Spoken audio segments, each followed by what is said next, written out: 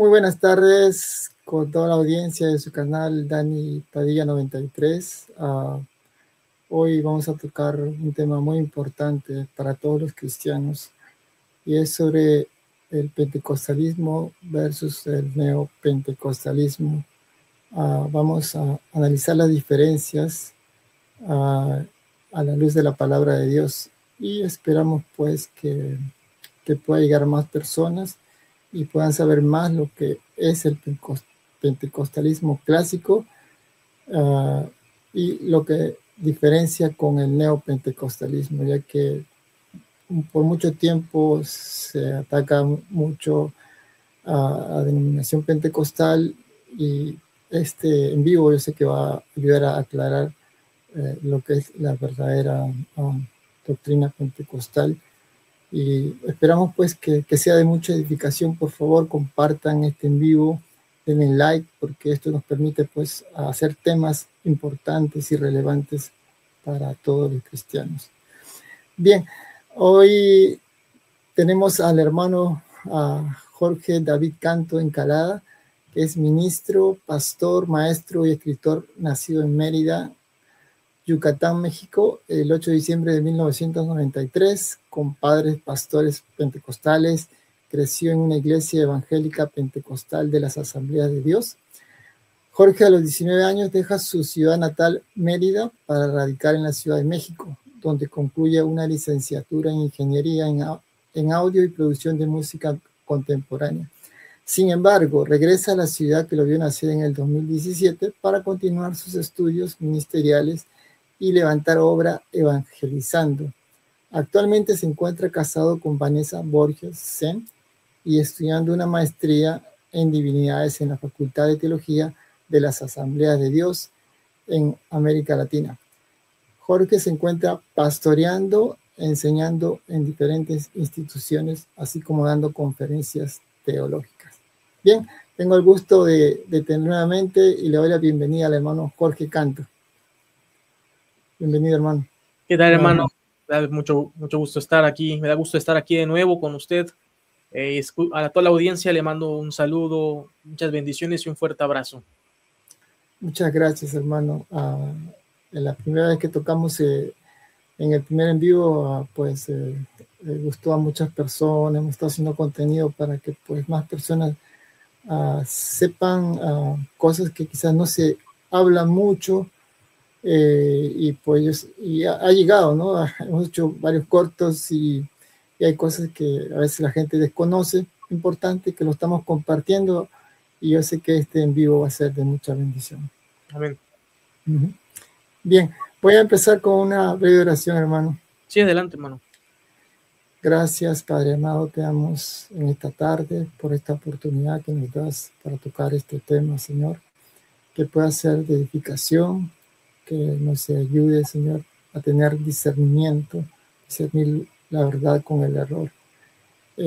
Gracias te doy por la vida del hermano Jorge Canto y te pido por su familia, Señor, que siempre los guardes, Padre amado, y que pues siga siendo de gran bendición para todos los cristianos. Gracias te doy, Padre amado, en el nombre precioso de tu Hijo amado, nuestro Señor Jesucristo. Amén.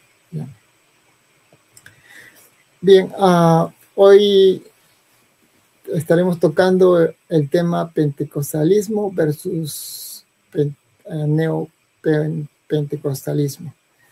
Bien, entonces hoy pues vamos a hablar sobre Cas Luna, Guillermo Maldonado, Benny Hinn y todo lo que ustedes ven en las redes sociales, y vamos a ver todo a la luz de la palabra del Señor, esperando que sea de mucho aporte este en vivo. Empezamos entonces, hermano. Le agradezco nuevamente por esta entrevista y bueno, quiero empezar entonces con la primera pregunta para poder aprovechar el tiempo.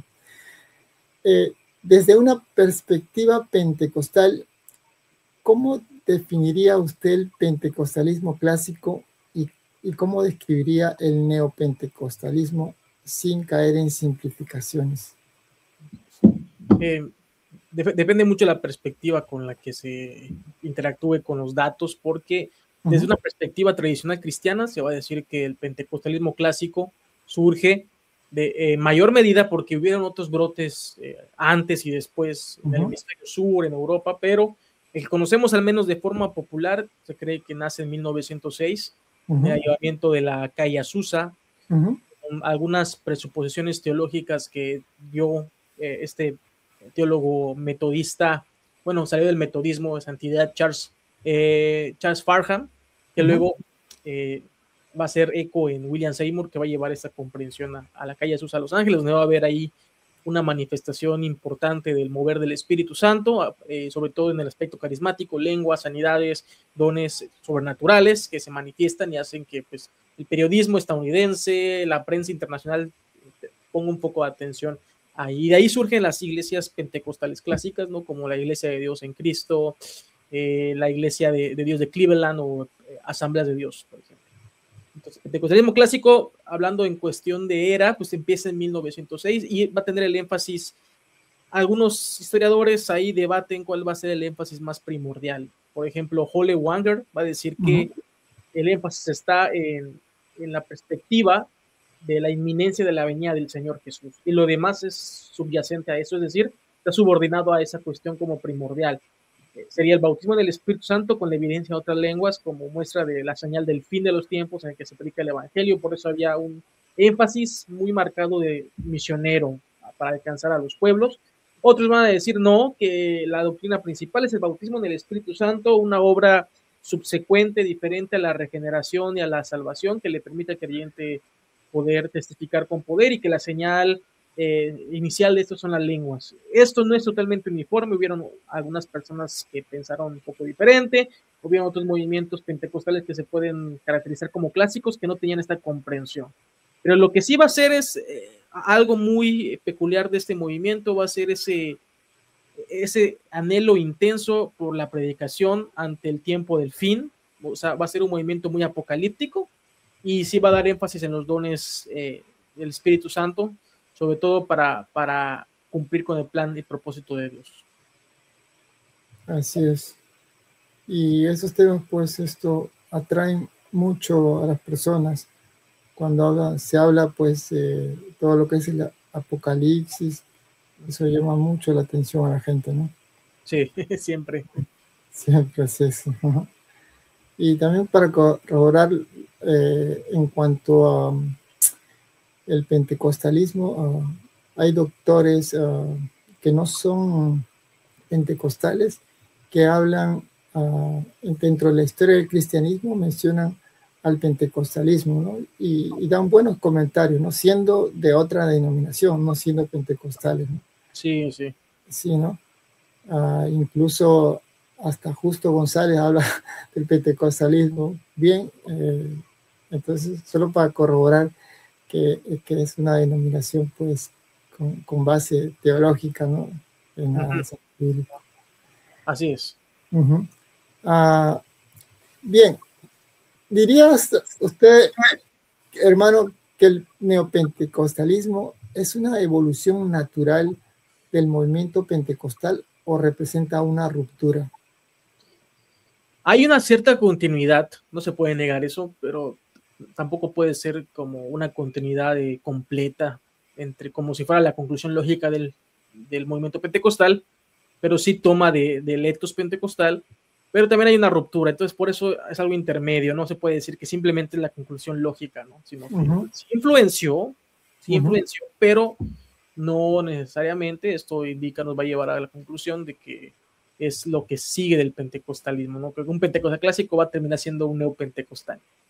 Y hay que entender cómo eso se da. Hay tres olas que se dan en la mayoría de sociólogos, historiadores. Bueno, está ahí Alan Anderson, está Bison Sinan, o hay otros historiadores, ¿no? Donald Dayton, que van a notar tres olas en el movimiento carismático pentecostal, carismático / pentecostal, porque desde una perspectiva denominacional sí se ven diferentes, pero normalmente antropológicamente y sociológicamente se ven casi igual, todos los meten en el mismo costal.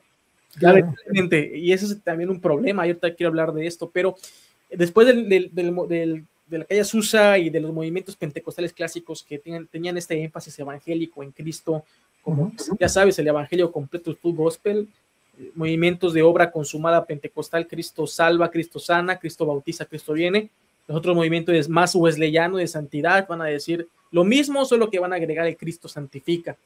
¿De qué pasa después? En 1960 hubo un movimiento de renovación en diferentes tradiciones históricas, tanto católica romana, protestantes como luteranas, anglicanas. Ahí está el ayudamiento de Van, no recuerdo el nombre, ahorita se me acaba de ir. Aquí lo tengo apuntado, nada más déjame lo leo rápidamente.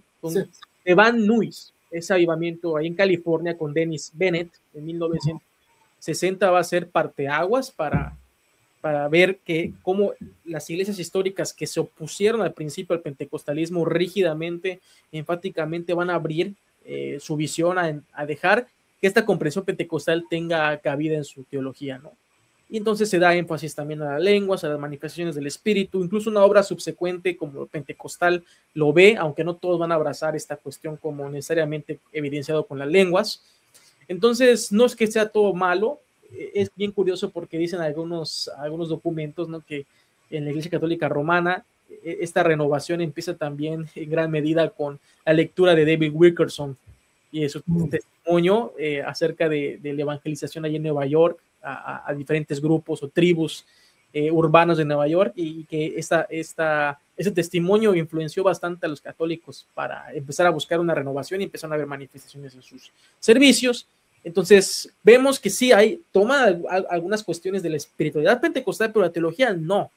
Cada iglesia histórica va a seguir con su propia perspectiva teológica, ¿verdad? Pero va a estar el adherente de esta apertura y renovación, de creer que el Espíritu Santo aún puede hacer algo más. Va a estar esa perspectiva también subsecuente de que no se puede asimilar todo al sacramento siendo católico romano o a la soteriología siendo protestante, sino que el Espíritu sigue renovando. Y luego en 1980 tenemos la tercera ola, que se podía definir esto como ya neopentecostalismo, que grupos evangélicos, tanto fundamentalistas y más abiertos, ahí en Estados Unidos van a abrirse a la obra del Espíritu, van a haber manifestaciones también, pero van a conservar su perspectiva teológica evangélica y van a decir, bueno, no queremos nada del pentecostalismo. Normalmente este grupo va a rechazar la doctrina del bautismo en el Espíritu Santo con la evidencia de hablar en otra lengua, lo va a rechazar tajantemente y van a conservar sus rasgos evangélicos, reformados incluso, por ejemplo, calvinistas tal vez, pero van a tener ya esta apertura a la obra carismática. Sin embargo, pues en este movimiento no hay que tampoco simplificar, como tú me mencionabas en la lista de preguntas, ¿no? Hay exponentes que se fueron a un extremo malvado, terrible, siniestro, pero hay otros, en cambio, que han aportado bastante. Nadie puede negar lo que Wayne Grudem ha aportado a la cristiandad, ¿no? Aunque no estemos con todo. Él es un carismático de tercera ola, o lo que ha escrito Sam Storms, por ejemplo, también un súper teólogo reformado que a mí me encanta todo lo que él escribe. No estoy de acuerdo para nada en muchas cuestiones con él, pero en otras sí. Pero son gente muy, muy preparada académicamente, que no toman excesos y son de la tercera ola.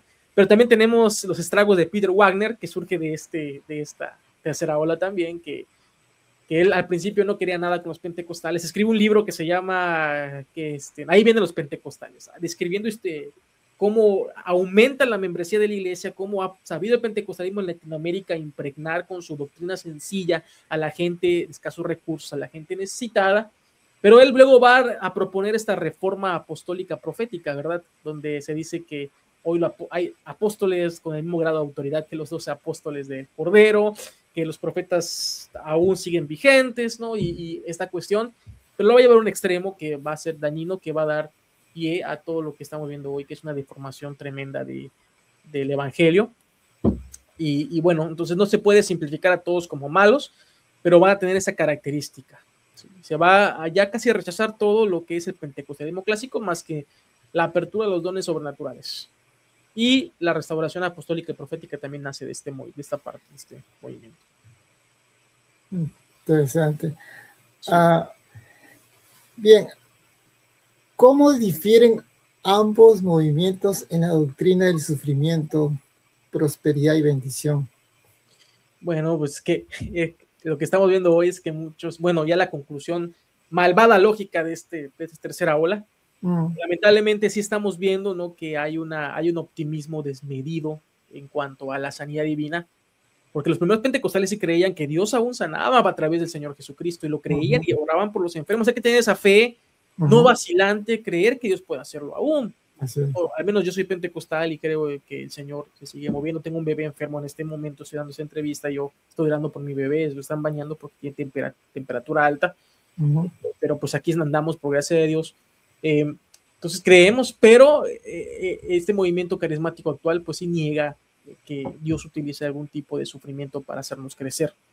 Va a rechazar rotundamente esto. De hecho, hay una persona ahí en Facebook que yo veo bastante que está muy influenciada por eso, esta ideología de Kenneth Hagin y otros autores que van a ser influencia de Benny Hinn, de Cash Luna, de otros. Decir que Dios no te puede pasar por sufrimiento, que Dios no te puede pasar por un proceso que permita en tu vida una prueba, sino que tú tienes que decretarlo para que nada de eso se te venga encima. Y entonces es devastador creer que no hay un precio a pagar en el discipulado, ¿no? Que creo que el Señor Jesús lo dice. Aquel que quiera seguirme, tome su cruz y sígame. No va a ser algo sencillo, van a haber complicaciones en la vida, dificultades, pero tenemos a Dios que nos acompaña en todo momento, y estos grupos pues van a mitigar bastante esto. Yo en mi libro, en Espíritu Santo y Fuego, del que estuvimos hablando la conversación anterior, en el tercer capítulo yo abordo este problema también, que se le considera como neocorintios a estas personas, porque influye también mucho su escatología. Esos movimientos van a tener una escatología posmilenial, radical, donde prácticamente es el reino ya actuando. Creemos efectivamente que el reino actúa ahora, pero no se ha consumado, ¿no? Es lo que sostiene una tensión teológica sana, ¿no? El ya, pero todavía no. Entonces, hay grupos que se van mucho en el pero todavía no, como normalmente son los dispensacionalistas, ¿no? Todavía no. Hay grupos que van a excederse en el ya, como estos movimientos, ¿no? Ya estamos reinando con Cristo, ya puedes tú proclamar y decretar sanidad y se va a cumplir porque tú lo hablas, porque eres un rey. En esta era Dios ha llamado y ha levantado, ¿no?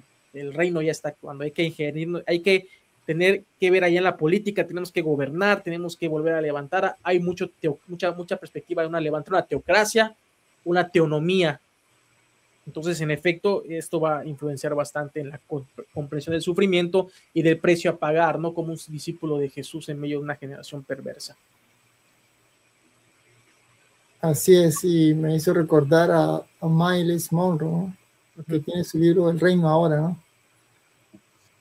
Myles Monroe justamente habla de que ya en este tiempo, ¿no? Estamos reinando, ¿no? Sí. Bien, se ha desplazado el neopentecostalismo, la centralidad de Cristo y la cruz hacia la centralidad del éxito personal. Sí, creo que es demasiado claro eso, ¿no? Analicen cada uno de ustedes las predicaciones. El otro día, pues, y es que no hay que irnos lejos, es sencillo de darnos cuenta. Para muestra un botón, dice el dicho. Entra a YouTube, entra alguna aplicación de Guillermo Maldonado y hace poco, y no es cuento, él dijo literalmente que el pecado de Adán y Eva era no haber diezmado. Y que eso generó el pecado y que eso, tú no diezmas, vas a recibir una maldición sobre ti. Le voy a decir algo, yo creo en el diezmo. Yo sí creo en el diezmo. Pero no puedo creer que eso ya te condicione tu salvación o que Dios te maldiga porque tú no diezmes, ¿no? Esta gente utiliza el Antiguo Testamento, utiliza esta perspectiva teocrática del Antiguo Testamento para imponérsela a nuevos creyentes que aún no tienen doctrina sólida y generar en ellos un tipo de terror para ver en sus vidas, en esos cuates, en esas personas, ver a líderes incondicionales, incuestionables, a los que tienen que rendirle honor. Entonces, claro que todo está enfocado en el apóstol o en el profeta en turno. Si no están ellos, no hay manera de recibir bendición. Son los ungidos de Dios, que es un malentendimiento de la ilusión en el Nuevo Testamento, ha de decir que es un malentendimiento, porque lo que entendemos en el Nuevo Testamento, según primera de Juan capítulo 2, es que todos los creyentes han sido ungidos por el Espíritu Santo, ¿no? Por lo que hace el nuevo pacto. Hay ungimientos individuales, personales para una misión, pero la unción del santo la tienen todos los creyentes, ¿no? no unos cuantos que van a ser los bastiones que nos van a dirigir. Entonces, claro que está enfocado en el éxito personal, en Cristo, dispensando el espíritu profético sobre toda la congregación, sino en ciertos individuos que son los usados por Dios y a los que hay que someterse. Ahora que tocó esto de no toquéis al ungido, que usan mucho, esta frase que usan mucho para no digamos, a corregir algo de los pastores, ¿no? Que no te quedes al ungido, ¿no? ¿Qué piensa usted, hermano? ¿Cómo tuercen la escritura con esto? Sí. Alguna vez escribí una monografía de el equilibrio que debe haber. Porque en el Nuevo Testamento, pues en efecto, Juan dice que todos tienen, dice primera de Juan 2, ¿no? Que ustedes no necesitan que nadie les enseñe porque tienen la unción del santo. Y tú como dices, bueno, entonces, ¿por qué hay pastores y maestros? El contexto de esa carta habla de falsos hermanos que están inmiscuyéndose en la iglesia, llevando una herejía cristológica que niega la encarnación de Jesús real y su muerte como sacrificio expiatorio. Ahí cualquier comentario de primera de Juan nos lo va a mostrar. Entonces Juan va a decir, ustedes tienen la verdad en el espíritu, que les dice que esto es mentira. Este grado de verdad, pero a la par Dios ha puesto administradores en la iglesia, ¿no? Obispos, episcopos, poimen, pastores, presbíteros, ya sea en comunidad en conjunto o quizá una iglesia sea más accesible para ellos un pastor solamente. Y sí, hay que rendirles sujeción y respeto. Hebreos nos lo dice, ¿no? Sujetaos a vuestros pastores, que velan por sus almas. Pero eso no tiene nada que ver con incondicionalidad ciega. Ese es el problema. ¿Por qué en Hechos encontramos a los discípulos de Berea leyendo las escrituras para ver si Pablo, no el mejor, pero el gran y brillante apóstol concordaba con lo que decían las escrituras? Entonces, correcto, tiene que ir a las escrituras, y si el pastor está diciendo algo que es una barbaridad, que va en contra de lo que dice la palabra de Dios, creo que como iglesia, que también tiene unción la iglesia, tiene el derecho de levantarse y hablar con el pastor y decir, pastor, esto que dice a mí no me parece, no es correcto, no es falta de sujeción. Entonces debe haber tanto sujeción, honra a los pastores, amor hacia ellos, pero también entender de forma realista que también son personas como nosotros.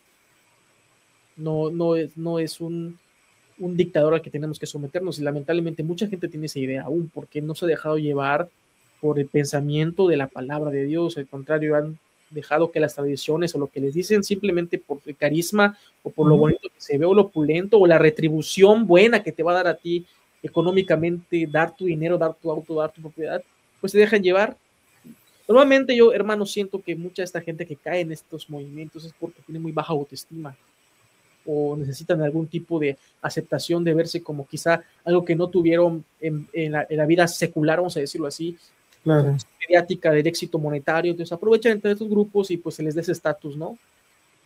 Y Dios les promete que siempre serán ricos y ese tipo de cuestiones, y pues es fácil que pues, mucha gente caiga en esto. Entonces debe haber un equilibrio de respetar a las autoridades, a los pastores, pero eso no da derecho al pastor de hacer lo que quiera con el rebaño. Al contrario, el Señor va a rendir cuentas de alguien que se llama el asalariado, según el Señor Jesús, que no es el pastor, sino que se aprovecha de las ovejas, trasquila para el mundo. Y ahí están los buenos pastores. Es el ejemplo del príncipe de los pastores, utilizado en Jeremías y en Ezequiel, es el Señor Jesucristo. Claro, ahora para enfatizar eso, porque sí es verdad que muchos critican que el pastor vaya a recibir dinero de parte de la iglesia, pero la Biblia dice que el obrero es digno de su salario, ¿no? Y el apóstol Pablo corrobora que los que enseñan y los que predican sean tenidos doble de digno honor, ¿no? Y también dice, no pondrás bozal al buey, ¿no? Y curiosamente el contexto de ese pasaje, tú lees si no me equivoco, el Levítico, no me acuerdo bien ahora, o Deuteronomio, creo que es Deuteronomio, donde lo dice. El contexto habla de incluso el diezmo de los levitas, ese contexto.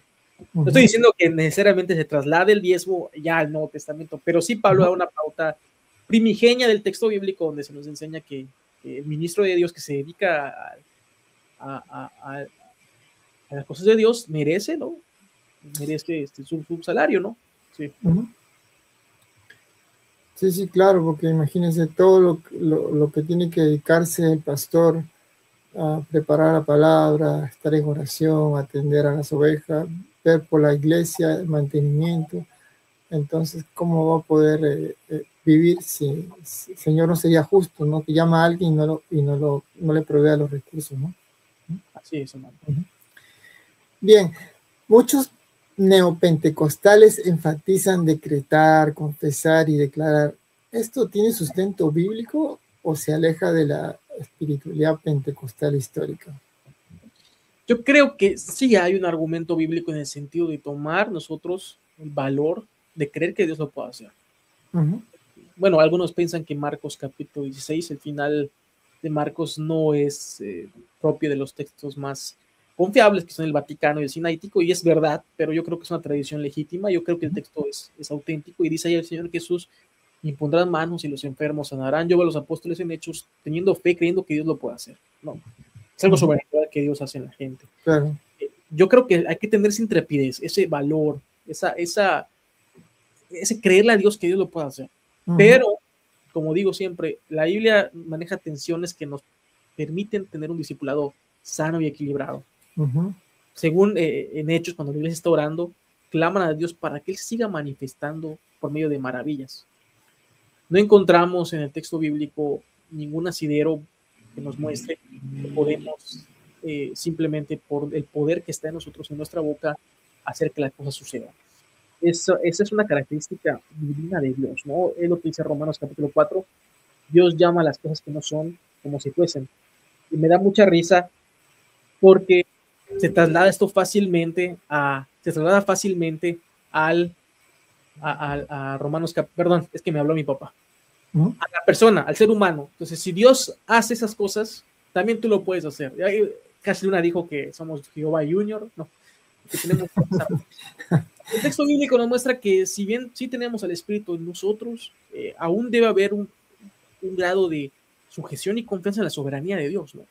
Y saber que Él va a actuar y no es por nuestra capacidad. Lamentablemente, toda esta cuestión de la confesión positiva, la declaración, el decreto, tiene un inicio, un germen en la metafísica de la nueva era, estos movimientos del siglo XX-XXI de Estados Unidos. Unos psicólogos, psicoanalistas y otros decían que con el poder de la boca uno generaba una realidad física, y esto pues es paganismo puro, que se ha infiltrado lamentablemente en la iglesia. Entonces, yo, hermano, sí creo que hay que tener una iniciativa, que siempre está Dios detrás de nosotros, ¿no?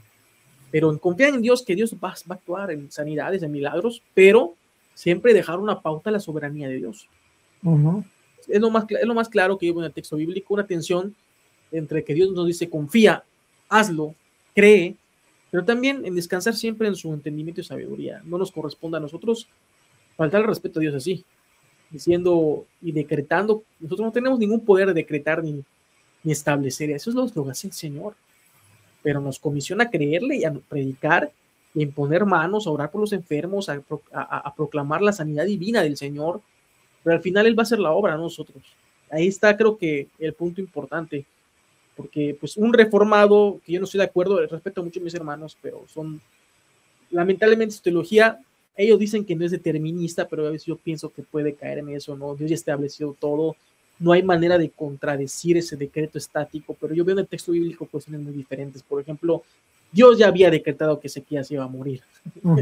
Y Ezequías ora y se le dan 15 años más.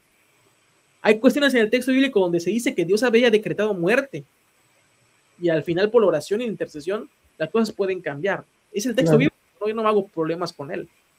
Tampoco lo veo como quizá alguien calvinista lo va a ver, que Dios ha hecho un decreto estático en el tiempo, ¿no? Y que sí puede manifestarse, pero si a Él se le place. Creo que Él nos permite participar. Hay una sinergia ahí, pero eso no nos da a nosotros derecho de creernos ya Dios. Yo creo que el problema de la teología de la prosperidad, de la declaración positiva, es esta: un énfasis desmedido en creer que tu potencial, que en ti, que tu promesa te da a ti el derecho de decir lo que Dios va a hacer, y a veces tú te puedes cerrar.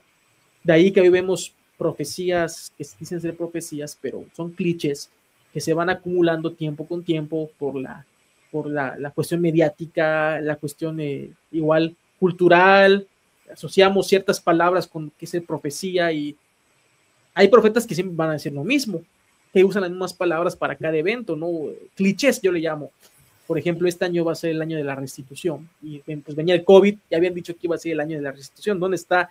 Ahí, según Deuteronomio, el profeta que dice algo y no se cumple, debe morir. Estamos en el Nuevo Testamento, ya no estamos en una teocracia israelita, ¿no? Pero eso te muestra que está equivocado, que tiene que cambiar porque el Señor le va a rendir cuentas. Sí.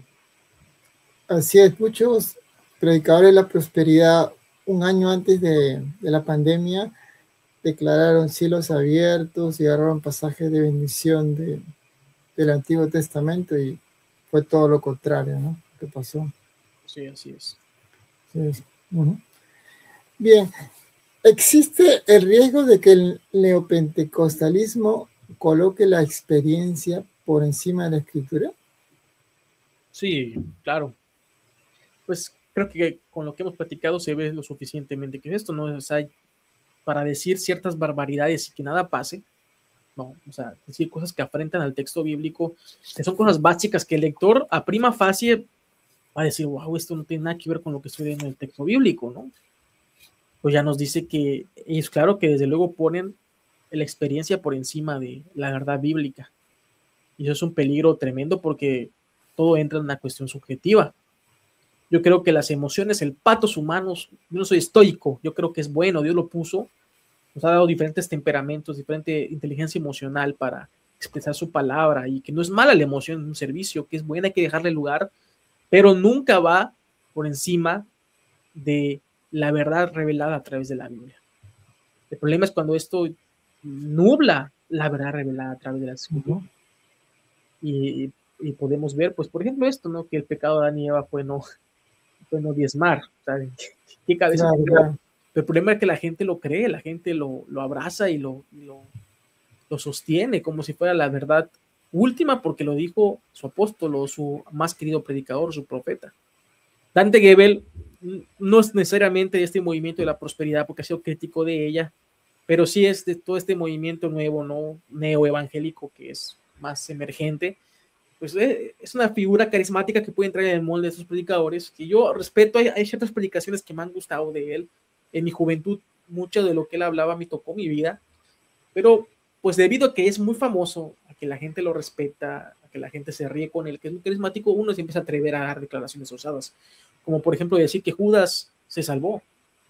Con el texto bíblico nos dice que fue un hijo de perdición. En ninguna parte de la Biblia entendemos que Dios lo rescató de su destino. Al final muere y muere como un pecador miserable, ¿no? El texto lo dice. Discúlpenme, suena muy mal, pero es que lo dice el texto bíblico. Ya la cuestión del libre albedrío de él, de que si Dios le dio la oportunidad, bueno, se podría hablar de eso, hay más pauta para hablar de eso, ¿no? Claro. Pero decir que él terminó siendo salvo, al menos yo en el texto bíblico no lo veo.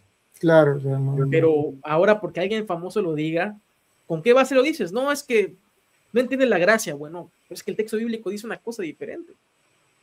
Pues sí puede llegar que esta cercanía con tu líder, incluso no solamente con los neopentecostales, con tu pastor reformado también puede pasar. Esa cercanía, esa admiración. Yo conozco gente que le cree a todo a John MacArthur, cuando también ha dicho disparates, y todo lo que dice es sagrado porque es John MacArthur.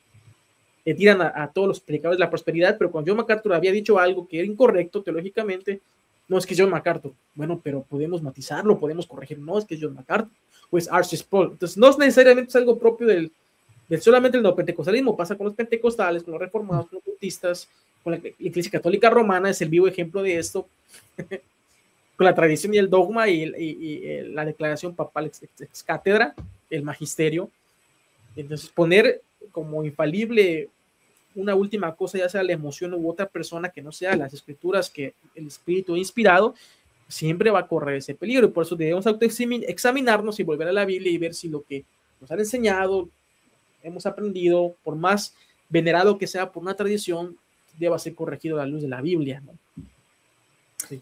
Claro, y eso, viendo ahora en este tiempo, ahora en el contexto actual, un pequeño ejemplo, ¿no? Lo que pasa con Ken Wilson que habló en su libro Fundamentos para un calvinismo agustiniano. A raíz de ese libro, muchos lo atacan, ¿no? Y es porque él ha examinado bien y ha visto errores, pero es bueno, o sea, examinar las cosas, ¿no? Que muchos quizás no se atreven, y si tienen sustento, es bueno tomarlo en cuenta, ¿no?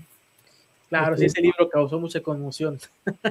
sí, mucha conmoción, y uno, si deja, como dice el Salmo 19, va a estudiar las Escrituras con una mente abierta y se deja llevar por el Espíritu y comienza a examinarlo como debe ser, como los hermanos de Berea, pues va a ver que el hermano tiene razón en cosas que habló en ese libro, ¿no? Y ahora la gente que es calvinista 100%, pues no lo quiere, ¿no? Lo ataca por todos lados y por hablar la verdad, ¿no? Sí, sí. Bueno, yo no soy reformado ni calvinista, pero no creo que todo lo de Agustín de Hipona deba ser desechado. Hay muchas cosas que me gustan de él, preciosísimas, hay joyas con San Agustín, pero sí estoy de acuerdo con Ken Wilson en eso, ¿no? Creo que él hace algo que es demasiado claro y evidente, están las pruebas delante de los ojos de las personas, pero pues ni modo, hay mucha gente que se fanatiza con su posición y tradición y no da rienda a poder matizarse o cambiar alguna perspectiva, ¿no? Sobre todo lo de la microgestión que Ken Wilson presenta y la providencia divina de Plotinio y el neoplatonismo, estoicismo, creo que son dignas de elogiar. Y pues incluso académicos reformados han aceptado que lo que él dijo es verdad. Es que los reformados, muchos de ellos aceptan incluso que Calvino, por ejemplo, tuvo una tiranía en Ginebra, y lo aceptan. Eso no quita, bueno, quizás sí opaca un poco de la teología de Calvino, pero también Calvino tiene joyas, que a mí me Claro, gustan. joyas, claro. Sí, pero no se puede negar la realidad, la verdad de la realidad. Sí, y ya para terminar este punto, de cada erudito, teólogo, uno se va a dar cuenta que algo vamos a diferenciar que no vamos a estar de acuerdo. Eso siempre va a pasar, ¿no? Pero no por eso vamos a dejar todo el buen trabajo que tienen, todo el aporte que pueden darnos, ¿no? Que uno pues le ayuda, ¿no? Lo único que simplemente uno sale a exponer lo que no está de acuerdo, ¿no? Entonces me parece que eso no es malo, eso lo hacían los hermanos de Berea, ¿no? Entonces, Así es. no es malo, ¿no?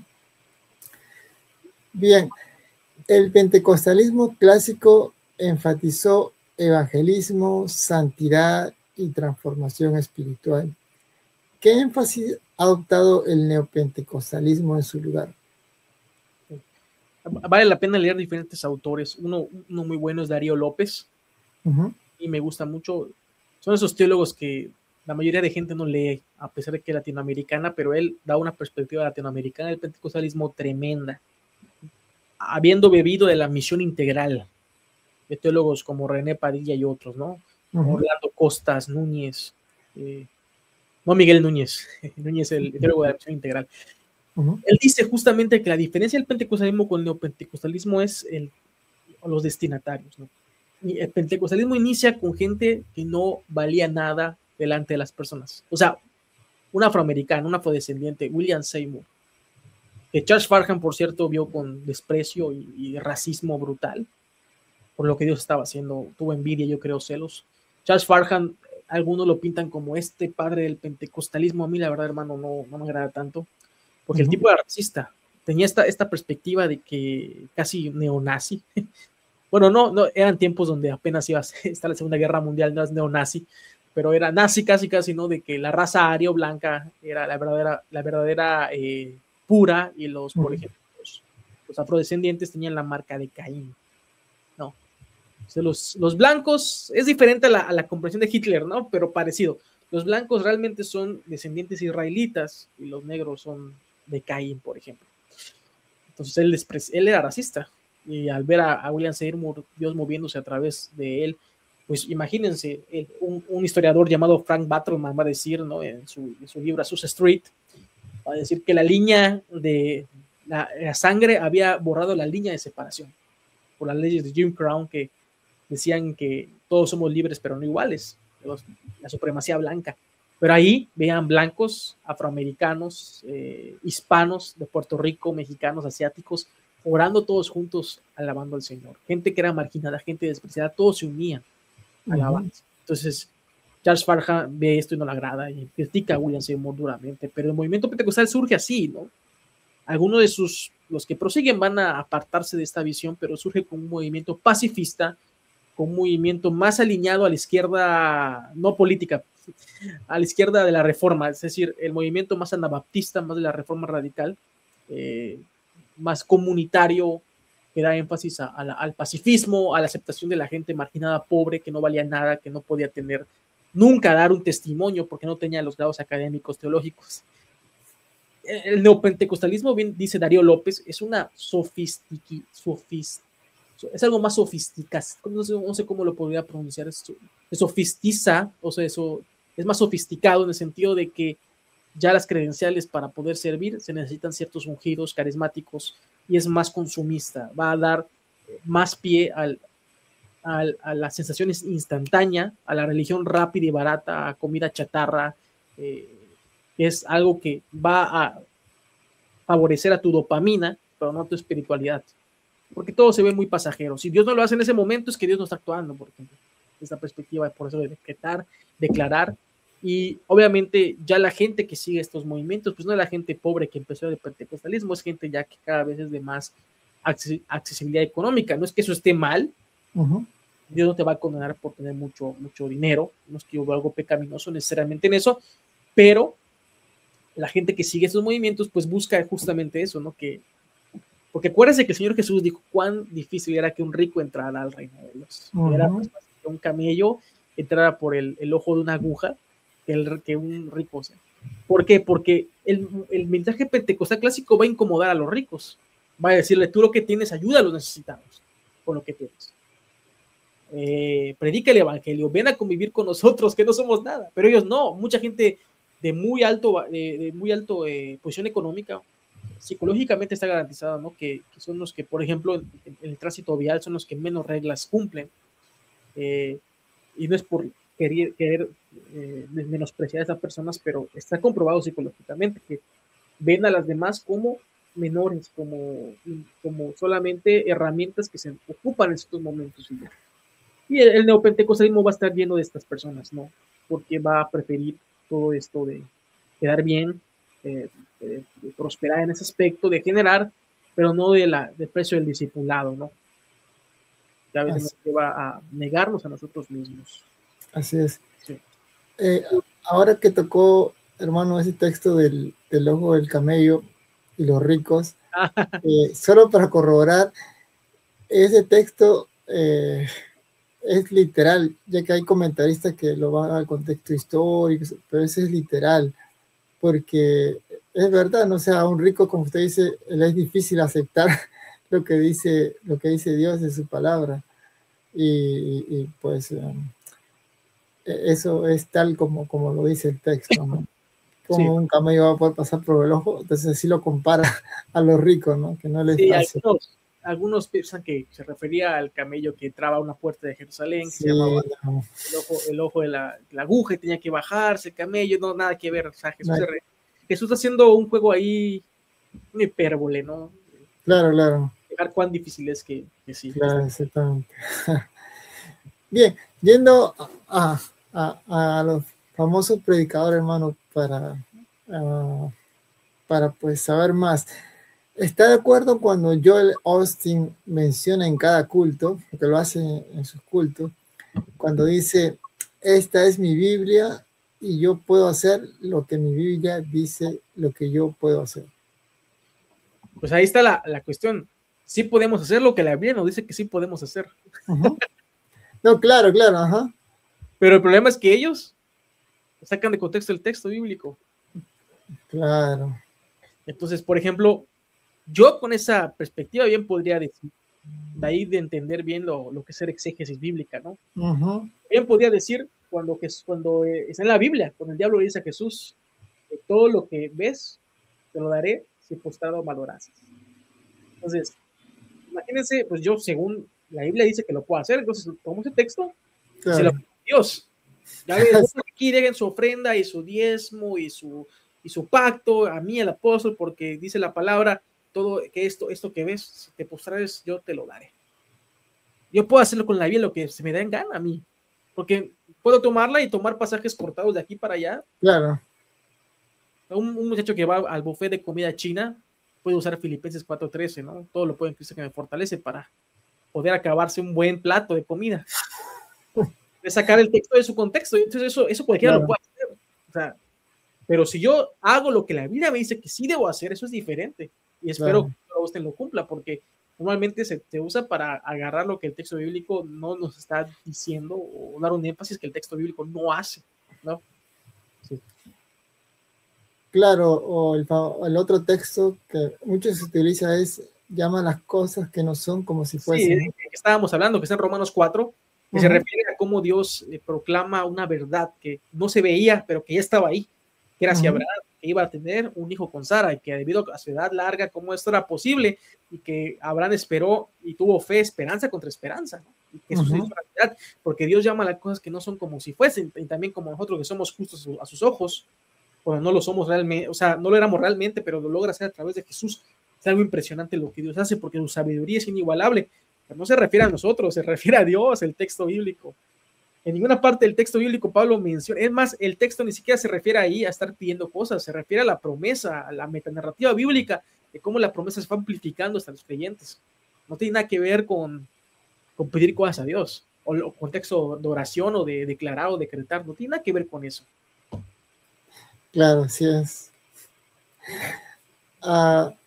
Yendo a Cash Luna, hermano, y a la portada justamente de este live, ¿qué piensa de la famosa línea de poder que enseña Cash Luna en sus campañas cuando la gente pasa y comienza a caer, ¿no? Siento, Dios me perdone, quiero decir esto antes, porque Dios nos da apertura a ser críticos. Yo no voy a negar que Dios se pueda mover de maneras que yo no entiendo. Yo lo he visto en mi vida. Claro. Pero, si Señor, yo me estoy equivocando, perdóname. Yo creo que, al menos bíblicamente, no encontramos que hay que hacer un tipo de show mediático así, para que la gente entienda que Jesús está orando. Yo veo a un apóstol Pedro predicándole directamente a un paralítico, y este paralítico saltando, y dijo: yo no tengo plata ni oro, lo que tengo te doy. ¿Quién es? El Señor Jesucristo. Sobre él debe ser la centralidad del culto, de lo que hagamos debe ir al Señor Jesús. Viendo desde la consejería bíblica del apóstol Pablo, ¿no? De la sabiduría y la prudencia cuando hacemos las cosas, ¿qué edificación tiene hacer ese tipo de cuestiones? Es generar un show, es generar histeria colectiva. O sea, yo siento que es eso, hermano. Y si estoy equivocado, yo le pido perdón a Dios, porque yo no concuerdo con estas cosas, pero también me puedo equivocar. No me gusta ser cerrado a la obra del Espíritu Santo, pero definitivamente, ¿cuál es el propósito final de esto? ¿Agradar a Dios? El Señor, que la gente sea bendecida por el poder de Dios, o que se me rinda a mí un culto luego a la personalidad por mis formas extravagantes de hacer las cosas. Pues yo nunca he sido fan de ese tipo de cuestiones, de una línea de poder. ¿Qué línea de poder hay si Dios está en todos lados y puede actuar como Él quiere? Aún el viento va y viene. Yo no puedo meter a Dios en una caja y decir: Dios, vas a hacer aquí una línea de poder, y si pasa esta gente va a ser sana. Entonces, Señor, se mueve como Él quiera, ¿no? Entonces siento que, y el problema de esto es que, si bien estoy abierto a muchas cuestiones, hay cosas que no necesariamente van a estar escritas en la Biblia, Dios puede hacer. El problema es volver esto algo normativo y doctrinal, y ese es el problema de los grupos, de esos movimientos. Yo conocí una amiga que se apartó bastante de la fe bíblica para caer en sus excesos, y me dice: mira, ahora caen diamantes y oro en mi iglesia, porque antes no pasaba.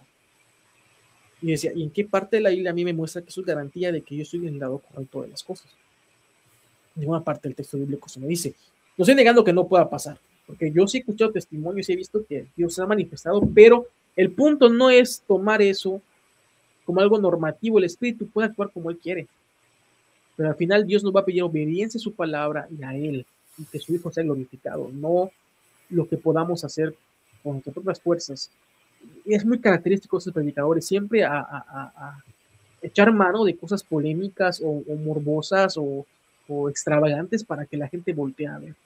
Porque al final lo que creo que muchas veces importa en esos grupos es el número de gente que los va a seguir y el dinero que va a generar, lamentablemente. Si esa no es la intención de Cash Luna, yo le pido perdón a Dios, me equivoco, pero es lo que logro yo discernir y ver. No creo que sea correcto, yo creo que el Señor no necesita ese tipo de cuestiones y mediaciones nuestras para orar. Él nos ha puesto el imponer manos, Él nos ha puesto a oír, nos ha puesto a orar con fe, pero no nos ha puesto a hacer líneas de poder para que vean qué tan bueno soy y que yo tengo el control y el mando de las cosas. Creo que ahí es cuando nos equivocamos garrafalmente.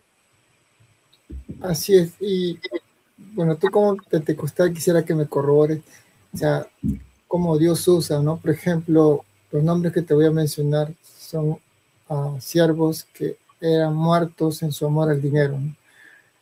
Por ejemplo, D.L. Moody, Smith Wigglesworth, Tremendo, tremendo de Dios. Sí, al mismo Gigi Ávila, ¿no? Sí. Ministerios que Dios lo usaba para resucitar muertos, a otros en sanidades, y ninguno de los tres podrán decir que se enriquecieron, ¿no? Es que el centro era Cristo, hermano, el centro era Cristo.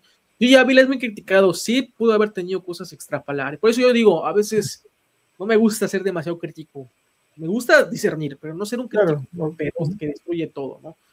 Gigi Ávila, a mí me parece impresionante su ministerio del hermano. Siempre fue Cristo el motivo.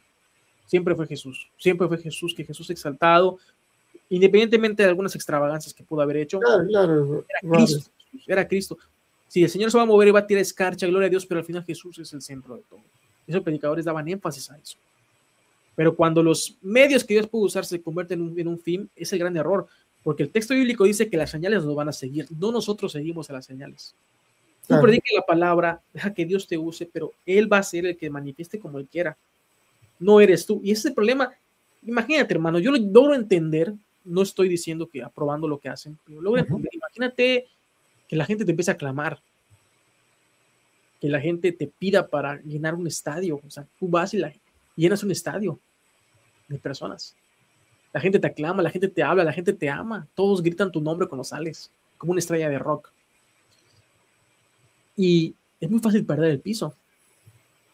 Y ves que Dios te usa porque Dios da dones. Claro que Dios puede hacerlo. Y ves que Dios te usa y que Dios sana a las personas a través de ti, pero ahí está siempre la enseñanza del Señor Jesús. No echamos fuera demonios, no hicimos esto en tu nombre. Jesús dice, apartados de mí, hacedores de maldad. Entonces, eso debe estar siempre en nuestra mente, nunca perder el piso de donde Dios nos llama, de donde Dios nos usa. Billy Graham fue un hombre de Dios impresionante, tremendo.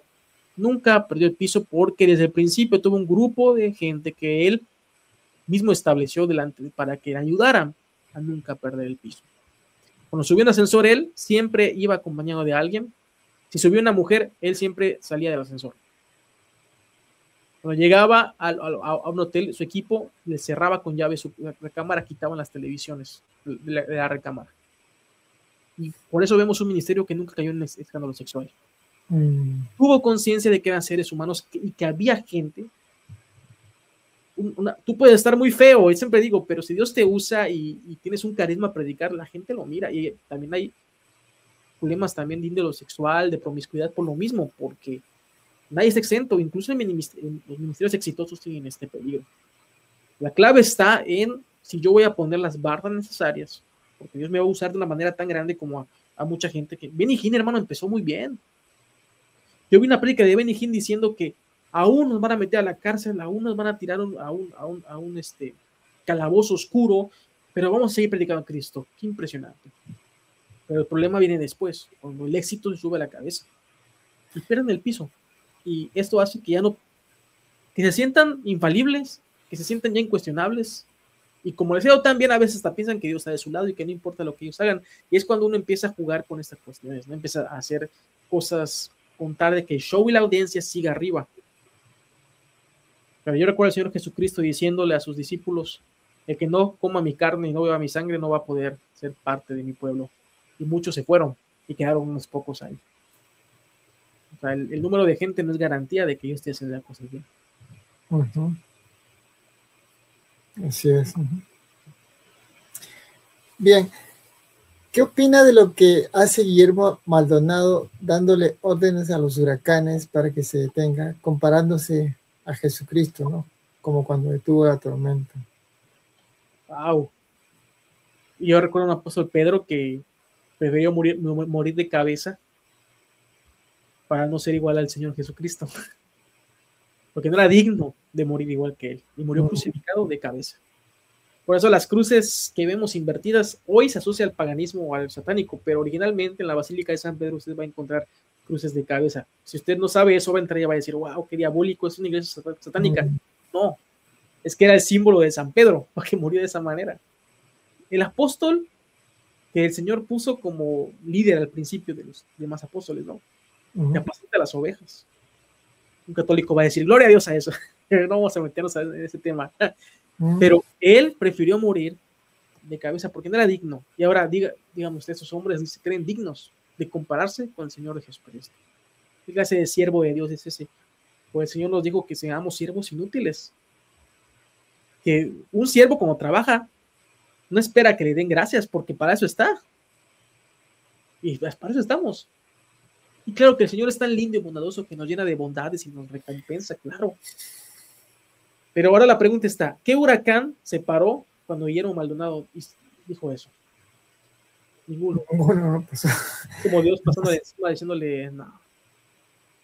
Mi papá es dibujante y muy bueno y una vez hizo una tira cómica donde habían unos mosquitos diciendo, yo decreto, yo declaro, yo ordeno, y luego una mano con una mano con el huequito de los clavos, ¿no? Con una mosca los aplasta. Hermanos, Dios es santo, es justo, y Él es el soberano del universo, nosotros no. Claro. ¿Cómo vamos a compararnos con el Señor Jesucristo? Y sus apóstoles hicieron eso. O sea, ya no siente vergüenza de compararse a Jesucristo. Somos imitadores de Él. Exactamente. Fue manso y humilde. Fue manso y humilde. Y claro, si Él nos da la fe, porque yo creo que Dios sí puede parar un huracán, pero la arrogancia de decir, mírenme a mí, proyecte, ¿cuál es el fin de tu corazón para hacer eso? ¿No? Claro. Jesús tenía que seguir su ministerio, por eso frenó el movimiento. Tenía que seguir, pasar al otro lado para cumplir el ministerio. Había un fin y también para glorificarle, pero Él merece la gloria. Nosotros no merecemos la gloria, Él la merece. Lo que hacemos es para rendirle el honor a Él, ¿no? Así es. Imagínense 24 ancianos arrojando coronas delante de Él para que nosotros queramos tener una para nosotros mismos, ¿no? Así es. Bien, yendo al famoso pastor Jesse Duplantis. No lo conozco, ¿ah? ¿Eh? Sí, no es muy famoso en Estados Unidos. Pero está en Miami. En Miami abunda. No. Sí, en Miami abunda, sí, pero él está en otro estado. No sé en qué estado, pero no está aquí en Miami. Pero, ¿qué piensa de lo que dijo el pastor Jesse Duplantis cuando mencionó que Dios le dijo que necesitaba un jet privado para viajar de Tokio a París sin hacer escala? Terrible, hermano. ¿Qué clase? Si ahora, imagínense, aquí en México está gobernando un partido de izquierda que presumía, y antes de subir al poder, todos sus funcionarios de este partido llamaban a los presidentes a que se dedican a la austeridad republicana, es decir, a que dejaran de tener jets privados, a que dejaran de tener idas a restaurantes caros por el bien del erario público.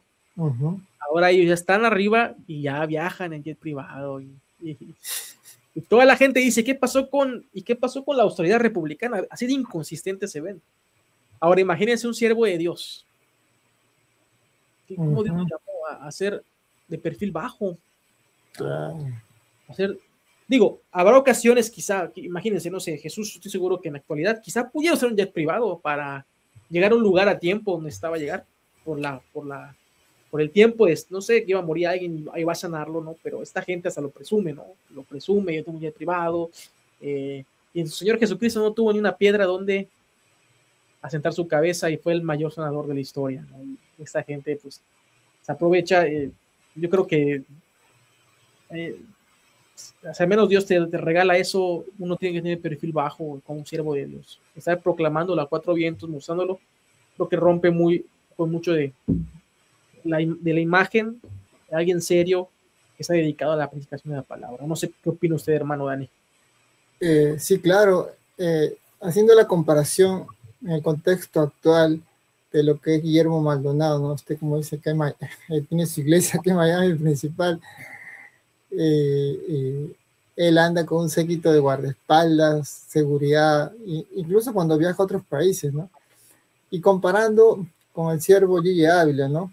Que el siervo Gigi Ávila, tú sabes, generaba millones en su ministerio, pero él, para ver la diferencia, ¿no? Él andaba sin guardaespaldas y cuando le mencionaba por qué él no tenía seguridad, él decía que el ángel de Jehová acampa sobre los que lo temen, ¿no? La diferencia en lo que es un siervo con humildad y los actuales, ¿no? Que son de la prosperidad, ¿no? Sí. Como debería ser, ¿no? Como usted dice, la humildad, ¿no? Gigi Ávila cobraba un salario, pedía de $1,000, no sé cuánto, que es para vivir en Puerto Rico, que es la ciudad, que es un país, pertenece a Estados Unidos, pero es un salario casi mínimo. Pero eso es lo único que pedía y todos los ingresos que recibía su ministerio era para todos los canales de televisión, para toda difusión del evangelio, ¿no? Y nada tocó ese dinero, ¿no? Entonces, eso de humildad, como usted dice, es cierto, ¿no? Eso demuestra la humildad de un verdadero siervo del Señor. Amén, hermano. Así es. Sí. Bien, los pastores y predicadores neopentecostales dominan la oratoria y psicología de las personas. ¿De quién? ¿De la prosperidad? Sí. Sí, como antes te comenté, ¿no? Creo que toda esta cuestión de decretar y declarar tiene un trasfondo psicológico que se usa también de la metafísica y de mucha perspectiva pagana. Sin duda, esta gente sabe mover los hilos necesarios para tocar a las personas y hacerlas dar su dinero, hacerlas dar sus propiedades a un apóstol, a alguien, ¿no? Entonces yo creo que sí, definitivamente saben usar psicología, están adiestradas en entendimiento corporal, y de hecho capacitan a su gente para que se haga de esa manera, de esa forma. Entonces sí, definitivamente yo creo que sí, tiene mucho que ver con ello. Así es. Bien, hay una pregunta que me hicieron, quisiera... ¿qué dice este hermano de lo que dice Cash Luna, que se puede transfigurar como Jesús? ¿Sí dijo eso? Sí, él lo dijo en una predicación, está en las redes sociales, ¿no? Pues sí puede pasar, yo creo, en la resurrección, que seremos transformados por completo. Sí, es algo lógico futuro, sí, pero no, pues, hermano, ¿qué contestamos a eso? Yo creo que es muy absurdo, que no hay forma bíblica de defender eso y que refleja el grado de estupidez a que alguien puede llegar a. Claro. A que alguien puede llegar, ¿no? Todo ese tipo de cosas. Claro. Bien, hermano, aquí le voy a hacer la última pregunta y es muy importante, ¿no? ¿Qué le aconsejaría a los cristianos que están en una iglesia neopentecostal y se dan cuenta que es antibíblica, ¿no? Que corran y huyan de esos lugares y busquen un lugar donde puedan estar. Espérame tantito.